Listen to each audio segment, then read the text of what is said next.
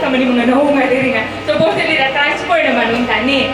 So, kani gid ang word nga yahang ingon nga, those who would want to be in this section, who tried out, pero just remember na dapat you should be worthy to be in this section.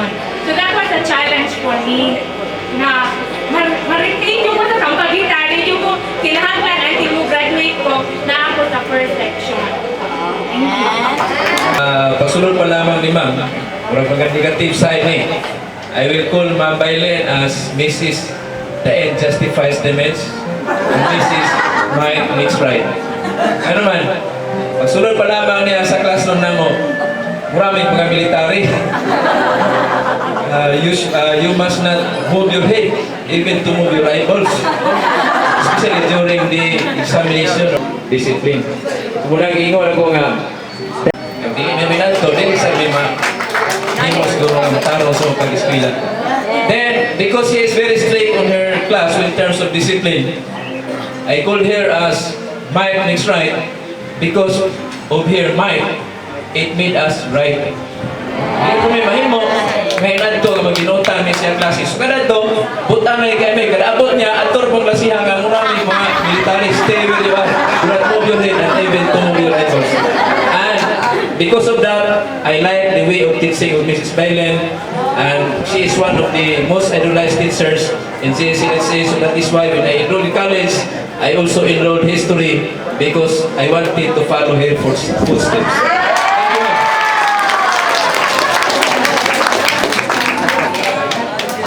Si Ma'am Morales at si Sir Morales during sa World Teachers Day. Murag ako ragay nakagakos nilang duha. Kaya wala man mo, naman na sa DepEd, unay ko. Okay, so much for that. Gusto na na? Okay, unya na rin intermission. Okay? Ha? Okay.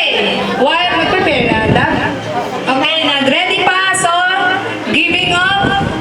Names daw, names. Name tag. Okay, kinsang ngalan inyong gigunitan, ihatag daw na sa tag-iya anak nga pangalan. Okay, kinsay masugod. Okay, dungan tanan, move.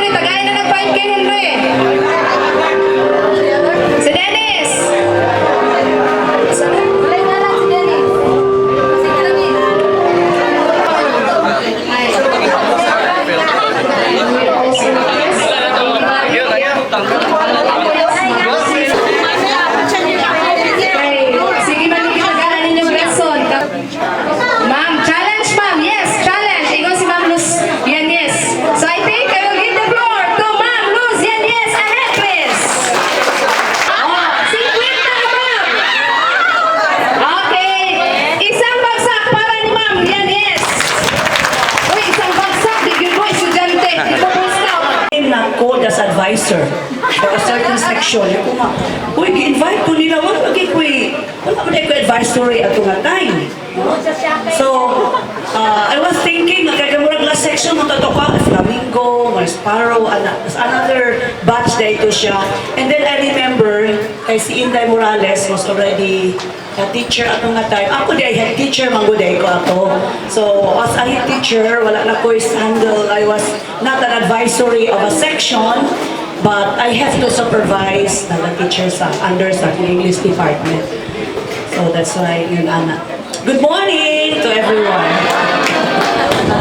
Ang akong nahinduman, I was thinking, as Verna will talk about, I do not know if it was your section na kuan kay kung mga sa akong English class katong I always allow my students to bring to school a mirror, a small mirror, and then on phonetics time or sa bato nga subjects like atong speech improvement, ako yung ipakon ang mga bato mga A sound, O sound, and then look at yourself in the mirror. Nana Jud, wala din mo kay nung ato. Okay, thank you very much Verna for the past experience that you also encounter during my being a teacher in English in your class, no? Kanila po, that's why muna ko, I want to sila invite na guest speaker. We should have invited one to also give input to you and then maybe also make you challenge of what is before and now. No? Kaya difference that imagine together again 25 years ago and now we are again here. No? 25, so Silver Jubilee, di ba? 25. Every year, and it's very surprising to have it together again this time after 25 years. So daghan pag yung kayo mag-experiences na sa inyong life. Probably at this age, siguro ninyo mga late 40s na. Sana siguro, 40s, 42. Ako, I am already 63. Imagine, ha? And then I retired only last October. So October lang ko na-retire because I was affected with the rationalization plan. During your time, I was a head teacher, I remember that. And then, I was promoted to a division supervisor. So, siguro lang, sa ato lang papanarbaho, if you love your work, you will really be successful at the end. It's only about loving your work, it's only about your work attitude that is very important when you get into work. Ingon sila sa kada bit of your heart, or sa kada bit sa imong pulso, you just call God, Christ, to guide you every day, to enlighten you every day, and to bless your job and your work every day. That's the only thing na, mura yun na, isang bitong ragid ang Ginoo, whatever may be. Whether you are in joy or you are in pain, kalipay kasakit, sampita ang Ginoo sa kanunay, no? Sa ako lang life, in reality, I'd like to share with you. And this will also be a lesson for you, maybe also a challenge throughout your life from now and tomorrow. Because you are reminiscing the past, so what is today, and then what should be done for tomorrow is really within yourself. So in my life, after I was a teacher in the National High School, with all God's blessing, I was promoted to a division supervisor. Remember, I was already in the province of Zamboanga del Sur as also an English supervisor for that matter. So, I stayed in the division for the last 10 years. So, ako po, God has guided my life also. Why? I had 10 years in the Sambuc Sur National High School. I also had 10 years in the division office of Zamboanga del Sur. And then after 10 years, I was promoted to a regional supervisor in English, 10 years also in the region. See?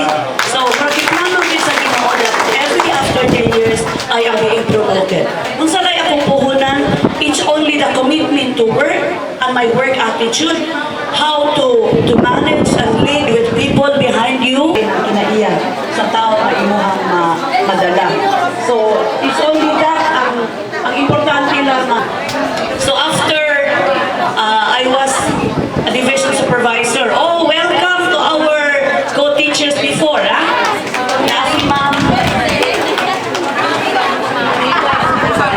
Si Ma'am Adolfo, no? Pero, Ma'am Heronjo o si Ma'am si former ako na ibaw Miss Pausanos, I learned, no? Okay. So, deal with your people to work, no? How you also work with your work. How you manage your people behind you. Ana lang. And then commitment to work. Love your work, whatever may be. It's just the easiest way of being successful in your life is loving your work. Love your work. Because if you do not love your work, of course, you will not be successful at the end. Huh? So when I was a regional supervisor in English, I had to really go to the different divisions of the region because Region 9 naman ta. I had to visit to Dipolog, Zamboanga City, Zamboanga del Norte, Dapitan, Zamboanga del Sur, Pagadian, Sibugay, and Isabela. So there are 8 divisions to visit too. So only that, sa kakapoy lang, pero I also enjoyed a lot traveling, no? Because you have really to supervise teachers, you have to look into their lesson plans, no? So diha namin sa region, amo na i-monitor ang ilahang mga superintendents, no? Itong mga hire nilang mga principals and supervisors para how far have they gone with their work, their tasks given by the Department of Education. So ang yun ani ang nahitabo. When I was in the region, so na ako sa secondary division. Okay, ingon ani nga mga challenge po ninyo kay usahay di ay ang atong kinabuhi sa mga magdali gyud ta. So, do not always be in a hurry. Just wait kay naara di ay Ginoo nga magplano sa imong kinabuhi. Ako I did never expect na sa akong retirement di ay sa October na ako nga retirement nga ma-affected ko sa rationalization plan. I did never expect na I will receive double. You see? Wala gyud ko mangandoy na mag-retire di ko double ako madawat. Makadawat ko sa GSIS, makadawat ko sa budget and finance. No?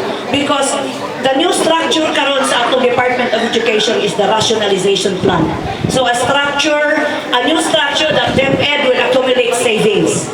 So, after na regional supervisor ko sa English, diya sa secondary, bakante ang alternative learning division. Remember, sa DepEd na atay elementary, na atay secondary, na po tayo alternative learning, ALS. So, ang ALS, sa ito pa from the formal, mag-informal na ko. Nag-informal na ko. I will deal with indigenous peoples, katong mga disabled, katong mga illiterate, katong mga out-of-school youth, mga ingon ta kato ng mga yung mga informal na gagaayon po sila sa ilahang pang-eskwela. So from the formal, mo to yung sila, ko sa akong informal education sa ALS. I experienced different personalities.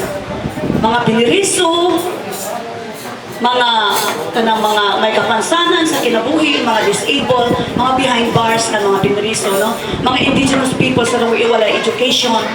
They are already uphill in the mountains, and then they have not gone down and then educate themselves. Wala yun. So, informal yun ang akong hunahuna na atong panahuna. Nag-miss po ang mga formal kay Ma'am English na supervisor. So, I do this, I do that, journalism, kitaan na sa una, campus journalism, that was our task. So, karon naanak ko sa alternative learning because of the regional director.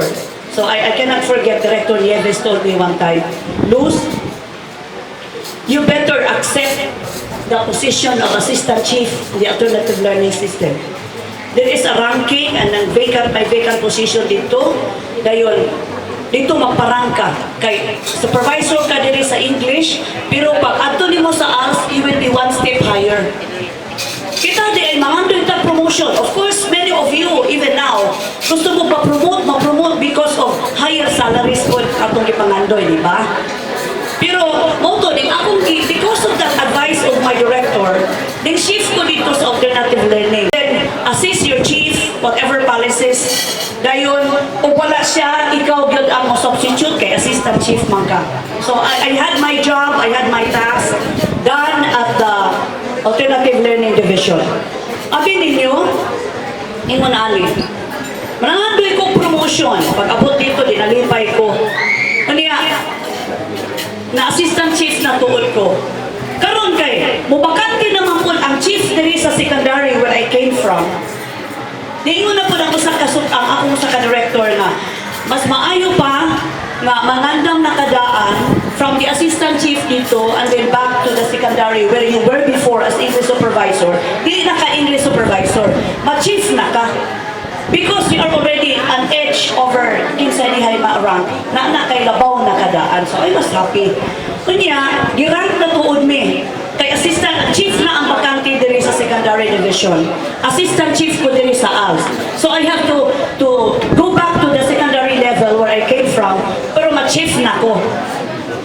So ang nakita po sa ranking was not ranking. It was a ronking. Ani, nagdali-dali doon ta. No?